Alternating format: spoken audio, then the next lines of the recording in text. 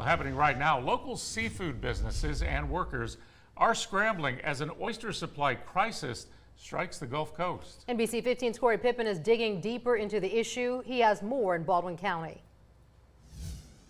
Managers of seafood restaurants tell me they've been dealing with a diminishing oyster supply for months, and they're concerned the situation could soon get worse. It is concerning to go through this, and right now everybody is scrambling to get what they can. Bud Morris, manager of the original oyster house in Gulf Shores, says right now they're relying on oyster production in Texas to keep their signature dishes coming. But the concern is eventually that well will also dry up. Where we may order 30 cases, we may get 15. We do have other great food, but we are the oyster house. So if you're the oyster house and you don't have any oysters, it's not too good. Scott Bannon, director of the Alabama Marine Resources Division, says many Gulf seafood businesses have run out of oysters or had to raise prices after flooding in the central U.S. earlier this year caused the release of an excess amount of fresh water off the coast of Louisiana. They do not like a tremendous amount of fresh water, so we had die-offs in several of the states, Louisiana and Mississippi in particular. They are the biggest producers of oysters here in the Gulf.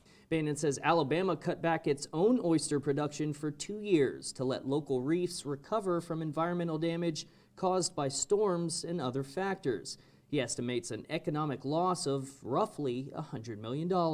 This is jobs for the processors, it's jobs for shipping companies, jobs for restaurants and retailers, and this goes all the way across the country. We ship Gulf Coast oysters all over the nation. Meanwhile, Bannon says the state has restarted a shortened oyster farming season this month to get some product out, but it could take at least 18 months for the entire market to rebound. Bannon also tells me the federal government has approved disaster relief of up to $165 million, but that money will be split between numerous areas across the country currently dealing with a similar situation. In Baldwin County tonight, I'm Corey Pippen, NBC 15 News.